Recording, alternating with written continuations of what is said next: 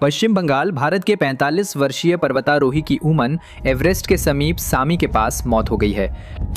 उतराई के दौरान वो अत्यधिक थकावट और ऊंचाई की बीमारी के लक्षण दिखाने लगे। घोष ने अंत में उतराई जारी रखने से इनकार कर दिया। ये 14 मई 2025 था और दो आदमी अपनी जिंदगी की सबसे बड़ी उपलब्धि के लिए तैयारी कर रहे थे। एक व्यक्ति कैंप 4 में टेंट में जाने की तैयारी कर रहा था। दूसरा व्यक्ति अंधेरे में एवरेस्ट की चोटी चढ़ना शुरू कर रहा था। 24 घंटे में इन दोनों में से एक मेडिकल मिस्ट्री बन जाएगा और दूसरा ऐसा चौंकाने वाला फैसला लेगा कि सख्त पर्वतारोही भी उस पर यकीन नहीं कर पाएंगे। आज मैं 2025 में एवरेस्ट पर हुई अनावश्यक मौतों की बात कर रहा हूं। ऐसी मौतें जो मानसिक रूप से इतनी परेशान करती हैं कि वे इंसानी जीवित रहने की प्रवृत्ति के बारे में हमारी सारी समझ को चुनौती देती हैं। एक्सट्रीम में स्वागत है।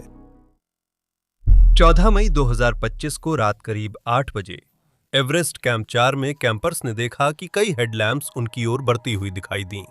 जैसे ही लोग उनके घेरे में आ गए और नारंगी टेंट्स के पास आकर रुक गए। अब इसमें कुछ खास नहीं था।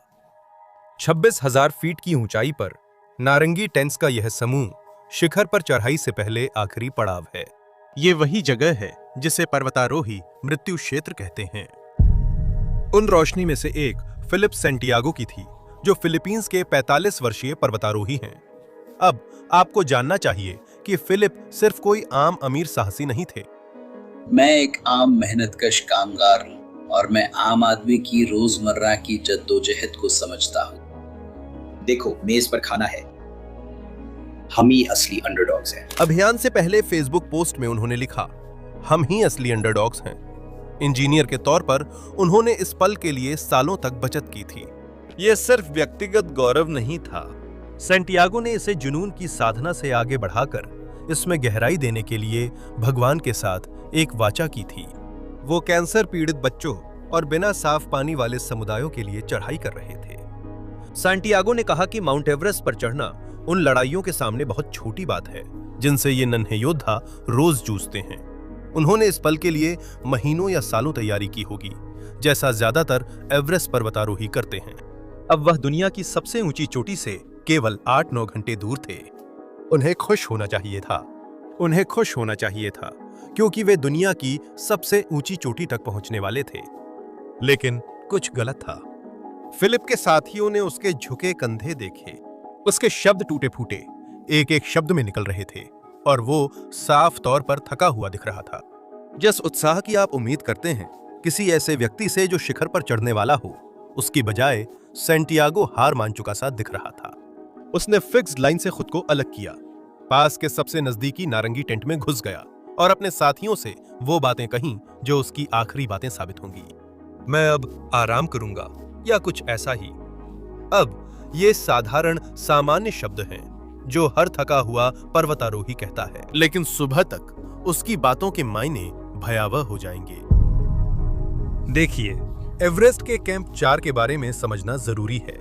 कुछ पर्वतारोही मजाक में कहते हैं कि यह धरती का इकलौता कैंप साइट है जहां आप सोने से भी ज्यादा बीमार होकर उठते हैं, लेकिन ये असल में मजाक नहीं है। यह सुरक्षित दिखता है। मेरा मतलब है, इसे देखो, बस टेंटों से ढकी एक समतल जगह। ये एक जाल है।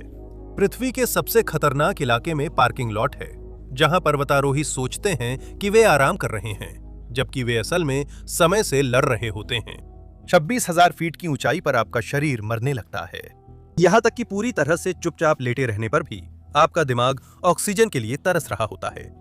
आपके फेफड़े धीरे धीरे तरल से भर रहे होते हैं, अणु दर अणु। आपका दिल आपको जीवित रखने के लिए तिगुनी मेहनत कर रहा होता है। अधिकांश टीमें कैंप 4 से आधी रात निकलती हैं ताकि सुबह शिखर पर पहुंचकर दोपहर की तेज हवाओं से पहले लौट सकें। यह फिलिप का भी प्लान था। टीम के ठिकाने पर जमते ही फिलिप का टेंट साथ ही आधी रात की शिखर चढ़ाई के लिए सामान छाट रहा था। उसने उनकी ओर देखा।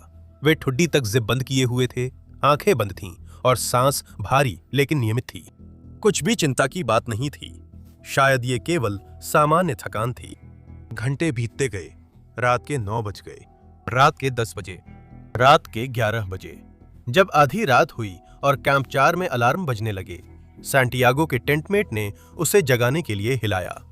लेकिन एक छोटी सी समस्या थी। इस अफरा तफरी भरी कहानी में एक छोटा सा मोड़ आ गया।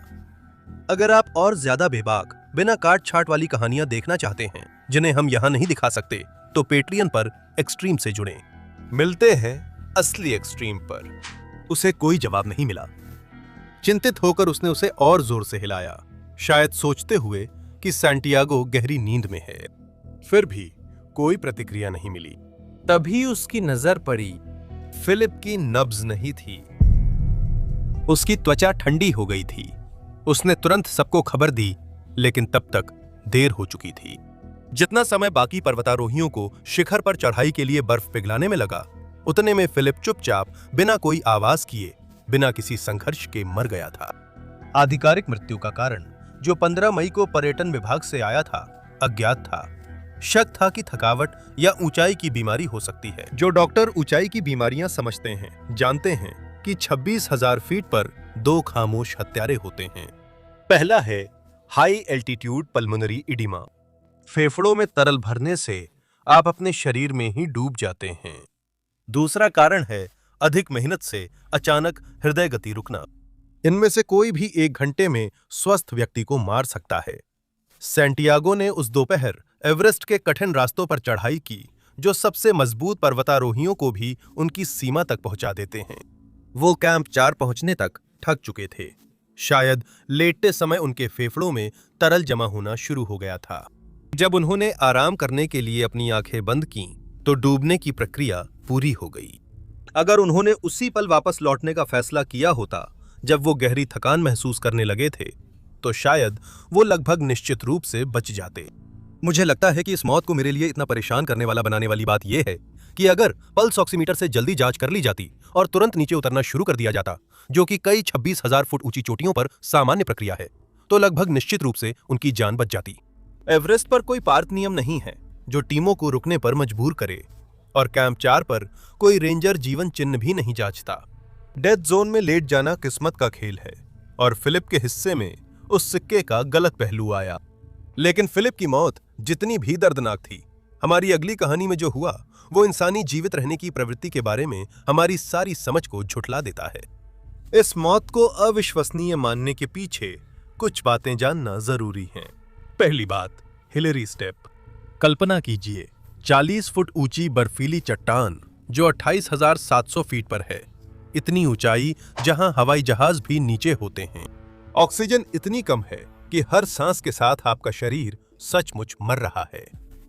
एक गलत कदम और आप पहाड़ से 10,000 फीट नीचे गिर सकते हैं। हिलरी स्टेप एवरेस्ट की चोटी से पहले आखिरी बड़ा अवरोध है। ये जगह ना तो आराम और ना ही फैसले लेने के लिए है। यहां तेजी से आगे बढ़ना जरूरी है, वरना आप मर सकते हैं। हालांकि कोई गारंटी नहीं है। 15 मई 2025 को हिलरी स्टेप पर जो हुआ वो इंसानों की हर जीवित रहने की प्रवृत्ति के खिलाफ था। आइए 19 घंटे पहले से शुरू करते हैं, जब सब कुछ सामान्य लग रहा था। ये सबराता घोष की कहानी है। सबराता घोष वर्षों से एवरेस्ट का सपना देख रहे थे। रानाघाट, बंगाल के 45 साल के सबराता घोष ने सब सही किया था। उन्होंने अपने शरीर को ट्रेन किया था, पैसे बचाए थे, एक प्रतिष्ठित कंपनी स्नोई होराइजन ट्रेक्स को हायर किया था, और उन्हें एक अनुभवी शेरपा गाइड पालशन तामांग मिले थे। 14 मई की रात दोनों पुरुषों ने शिखर पर चढ़ाई के लिए तैयारी की। यही वो पल है जिसका हर एवरेस्ट पर्वतारोही इंतजार करता है, दुनिया की सबसे ऊंची चोटी की अंतिम चढ़ाई। लेकिन घोष ने एक ऐसा फैसला लिया जिसने त्रासदी को जन्म दे दिया। वो रात 10 बजे शुरू करना चाहता था।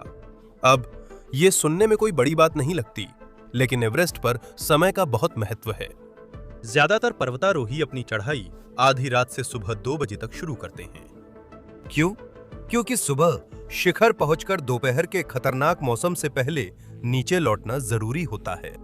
रात 10 बजे शुरू करने का मतलब था कि वे अपने शेड्यूल पर किस्मत आजमा रहे थे, जिससे वे शिखर की कतार में आगे के हिस्से में पहुंच गए और उनके ऊपर कोई टीम नहीं थी। तेज हवा या बादल आने की चेतावनी देने वाली कोई शुरुआती रेडियो कॉल नहीं आने वाली थी। दूसरे शब्दों में कहें तो वे बिना किसी जानकारी के चढ़ाई कर रहे थे। लेकिन घोष को कोई फर्क नहीं पड़ा। वह उत्साहित था, शायद ज्यादा ही उत्साहित था। शुरुआत से ही कुछ गड़बड़ था। घोष बहुत धीरे धीरे चल रहा था, सच में बहुत धीरे। हेडलैम्प की रोशनी में शेरपा तमांग, जो उसके गाइड थे, देख सकते थे कि उनका क्लाइंट हर कदम पर संघर्ष कर रहा था। कल्पना करें कि आप शेरपा तमांग हैं और इस आदमी की जिंदगी के जिम्मेदार हैं। आप देख सकते हैं कि वह धीरे धीरे चल रहा है, लेकिन उसने इस मौके के लिए दसियों हजार डॉलर खर्च किए और सालों ट्रेनिंग की है। क्या आप उसे लौटाएंगे, उसके सपनों को तोड़ेंगे? तमांग ने एक फैसला लिया जिसे वे बाद में पछताएंगे और आगे बढ़े। घंटों तक वे अंधेरे में चढ़ते रहे। तापमान -40 डिग्री था। हवा 60 मील प्रति घंटे की रफ्तार से चल रही थी। हर कदम के लिए 3 या 4 हांफती हुई सांसें लेनी पड़ रही थीं और गोश अपने समय से पीछे हो रहे थे। किसी भी गाइड के साथ होने वाली चढ़ाई में इतनी धीमी रफ्तार साफ संकेत होती है कि अब चढ़ाई रोक देनी चाहिए। अगर नेपाल कुछ देशों की तरह सख्त वापस लौटने के नियम लागू करता, तो तामांग सिर्फ अपने फैसले पर नहीं, बल्कि कानून का हवाला देकर भी सीधा कह सकते थे, हम यहीं रुकते हैं। लेकिन वे ऐसा नहीं करते। और बात यह है कि शिखर तक पहुंचने की सनक के बारे में एक खास बात है। यह आपको चेतावनी संकेतों को नजरअंदाज करने पर मजबूर कर देता है। गौश शायद सालों से इस पल की कल्पना कर रहे थे, दुनिया की सबसे ऊंची चोटी पर खड़े होकर असंभव को हासिल करते हुए। वो कल्पना दर्द से भी ज्यादा ताकतवर हो सकती है, थकावट से भी ज्यादा ताकतवर हो सकती है और तर्क से भी ज्यादा ताकतवर हो सकती है। तामांग ने बाद में कहा कि गौश बहुत उत्साहित थे और चेतावनियां नहीं सुन रहे थे। वो लगातार ऊपर चढ़ते रहे, एक ऐसे सपने से प्रेरित होकर जो जल्द ही दुस्वप्न बनने वाला था। 15 मई की सुबह जब सूरज निकला, वे अभी भी चढ़ाई कर रहे थे, अब भी शिखर की ओर बढ़ रहे थे, जबकि वे पहले ही खतरनाक रूप से तय समय से पीछे हो चुके थे। फिर करीब 11 बजे मौसम बदल गया। उस दिन पहाड़ पर एक और पर्वतारोही बर्दवान के सुमन सरकार ने बताया कि हालात इतने खराब थे कि वे शिखर पर सिर्फ 15 मिनट ही खड़े रह सके। हर घंटे बढ़ती हवा ने पहाड़ के ऊपरी हिस्से को जमे हुए नर्क में बना दिया था। लेकिन गोश इतनी दूर आ गए थे कि वापस मुड़ना अब उनके लिए बहुत मुश्किल था। दोपहर के किसी वक्त, कोई ठीक नहीं जानता कब, आखिरकार वे वहां पहुंच ही गए। वे एवरेस्ट की चोटी पर खड़े थे, 29,032 फीट, जो धरती का सबसे ऊंचा बिंदु है। एक क्षण के लिए उनका सपना सच हो गया था। इसके बाद कहानी ऐसा मोड़ लेती है जिसकी किसी ने कल्पना नहीं की थी। उतरना सामान्य रूप से हुआ। 29,000 फीट की ऊंचाई से तूफानी हवाओं में लड़खड़ाते हुए उतरना सामान्य नहीं था। गोश पूरी तरह थक गए थे। वो 16 घंटे से अधिक डेथ जोन में थे। उनका ऑक्सीजन लगभग खत्म हो गया था। उनका शरीर धीरे धीरे जवाब दे रहा था, लेकिन वह हिलते हुए नीचे उतर रहे थे। वह नीचे तक पहुंचने वाले थे। फिर वे हिलरी स्टेप पर पहुंचे। याद है वो 40 फुट ऊंची दीवार जिसका मैंने जिक्र किया था? नीचे उतरना ज्यादा खतरनाक होता है क्योंकि आप थके होते हैं, शरीर में ऑक्सीजन कम होती है और रास्ता उल्टा तय करना पड़ता है। एक बार फिसले तो मौत तय है। और ठीक वहीं पूरे पहाड़ पर सबसे खतरनाक जगह पर सबराता घोष रुक गए। उन्होंने अपने शेरपा की ओर मुड़कर 4 शब्द कहे, मुझे कुछ नहीं दिख रहा। ये शब्द मौत के इलाके में नहीं कहे जाते। वो डरावना था, लेकिन उनकी अगली बात इसे एवरेस्ट की सबसे परेशान करने वाली मौतों में शामिल कर देती है, क्योंकि गोश ने सिर्फ ये नहीं कहा कि उसे दिखाई नहीं दे रहा था, बल्कि एक ऐसा ऐलान किया जो हर इंसान की जीवित रहने की प्रवृत्ति के विरुद्ध था।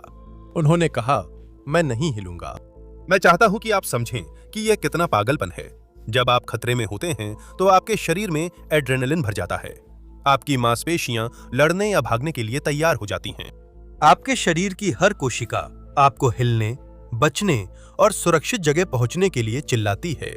एक तीसरी तनाव प्रतिक्रिया भी है जिसे हम अक्सर नजरअंदाज करते हैं, जम जाना। यह तब होता है जब आपका दिमाग तय करता है कि खतरा इतना ज्यादा है कि ना तो लड़ना और ना ही भागना काम आएगा।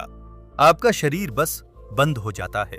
फिर भी, ये जानते हुए भी, जो गोश ने अगला किया वो समझ से बाहर है, क्योंकि 28,700 फीट की ऊंचाई पर तेज हवाओं और उड़ती बर्फ के बीच वो सिर्फ जड़ होकर नहीं रह गया था। उसने तय किया कि वह हिलेगा नहीं।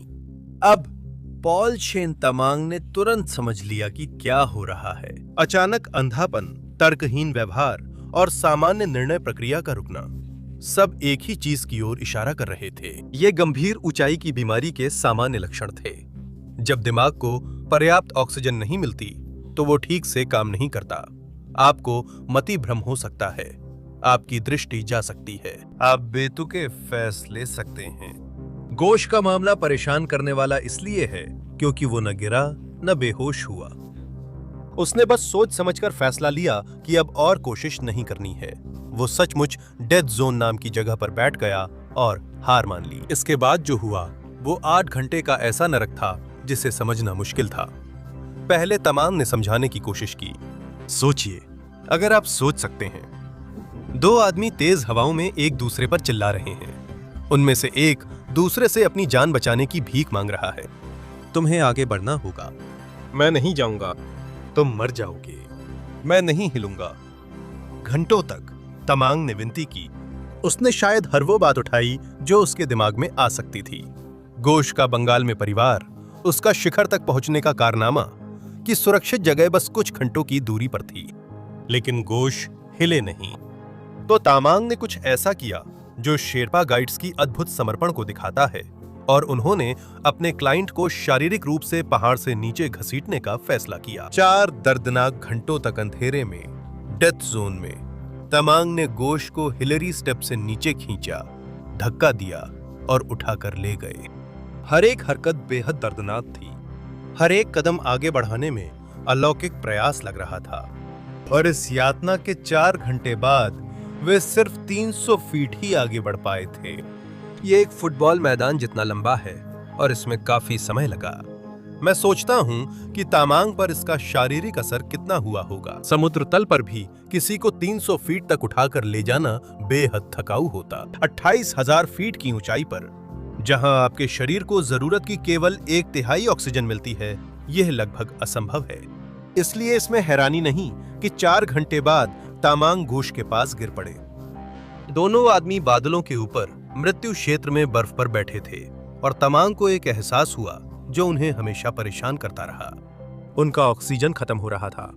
एवरेस्ट का बेरहम गणित यही है कि आपके पास ऑक्सीजन की सीमित मात्रा होती है। अगर आप ज्यादा इस्तेमाल करते हैं तो आप मर जाते हैं। अगर ऑक्सीजन खत्म हो जाए तो आप मर जाते हैं। अगर आप इसे किसी और के साथ साझा करते हैं तो आप दोनों मर जाएंगे। तमांग लगभग 16 घंटे से मृत्यु क्षेत्र में थे। उन्होंने 8 घंटे एक ऐसे व्यक्ति को बचाने में लगाए जो खुद को बचाना ही नहीं चाहता था। उनका अपना शरीर जवाब दे रहा था। शीतदंश शुरू हो रहा था। ऑक्सीजन की कमी से उनका दिमाग काम नहीं कर रहा था, और फिर भी वो जितना हो सका गोश के साथ ही रहा। जैसे जैसे ऑक्सीजन खत्म हुई, तमांग को ऐसा फैसला लेना पड़ा जिसके लिए कोई ट्रेनिंग तैयार नहीं कर सकती। जिंदा रहने की परिस्थितियों में लोगों ने अविश्वसनीय काम किए हैं। उन्होंने बचने के लिए अपनी खुद की बांह तक काट दी है। उन्होंने जिंदा रहने के लिए अपना मल मूत्र पिया और ऐसी चीजें खाईं जिनका जिक्र नहीं कर सकता। लेकिन किसी को पीछे छोड़ देना जिसके लिए आप जिम्मेदार हैं, जो अभी भी जिंदा है, अभी भी सांस ले रहा है, अभी भी बर्फ में वहीं बैठा है, वो एक अलग तरह का जिंदा रहने का फैसला है। आखिरकार तमांग ने जीवन चुना। वो सुब्रता घोष को हिलेरी स्टेप के पास बर्फ में बैठा छोड़कर अकेले अंधेरे में बिना अतिरिक्त ऑक्सीजन के अपनी जान बचाने के लिए नीचे उतरने लगे। आगे जो हुआ वो दिखाता है कि तमांग भी पहाड़ पर घोष जैसा हश्र होने के करीब थे। नीचे उतरते समय तमांग का दिमाग ऑक्सीजन की कमी से ठीक से काम नहीं कर रहा था। उन्हें भ्रम होने लगे।